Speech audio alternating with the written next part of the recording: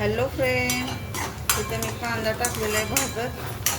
फोडणी दिलेलं आहे कांद्याला. कट करून लसूण आणि कढीपत्ता आणि जिरी मोहरी टाकलेली आहे. आपल्याला करायचे मसूर, अख्खे मसूर करायचे आहे.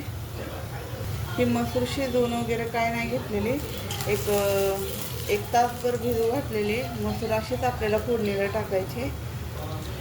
वेगळ्या पद्धतीची जरा तीच भाजी त्याच प्रकारची खाऊ वाटत नाही ना, म्हणून ही भिजवून घेतलेली एक तासभर.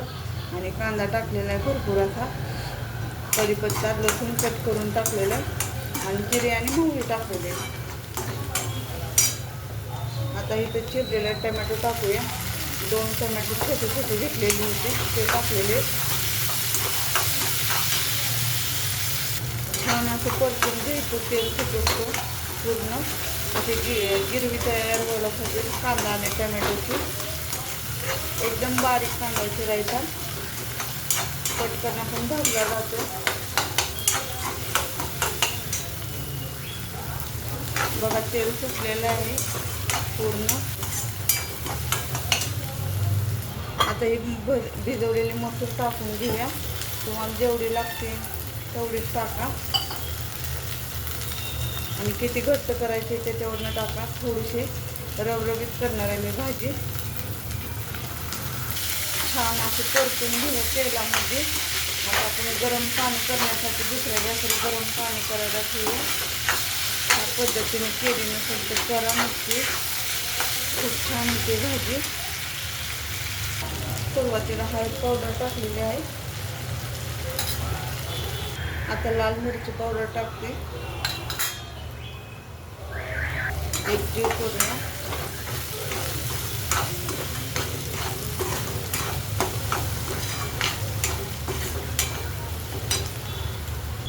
इथे घेतलेला आहे गरम मसाला, तो टाकून घेऊया. परत एकजीव करूया तेलामध्ये. मसाले टाकून छान असं परतून घेतलेलं आहे. आता जेवढं लागतं तेवढं आपण गरम पाणी टाकून घेऊया.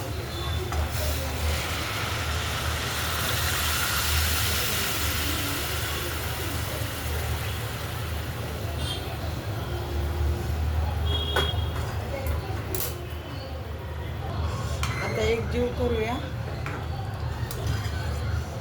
बघा ह्या पद्धतीची भाजी होते. अजून शिजायची मसूर, खूप छान लागते भाजी, पण ह्याला जरा शिजायला वेळ लागतो. पण चव पण छान लागते कधी तर खायला. आता मीठ टाकूया चवीनुसार. छान असा कलर पण आलेला आहे आपल्या भाजीला. अजून पूर्ण शिजायची भाजी. इथे घेतलेलं आहे आमसूल, ते पण टाकून घेते. छान लागते भाजी आमसूलने. आता ही मसूरची भाजी छान अशी शिजवून वरतून कोथिंबीर टाकून घेते मी. कसा वाटला व्हिडिओ नक्की सांगा कमेंटमध्ये. आवडली तर लाईक करा, शेअर करा, कमेंट करा.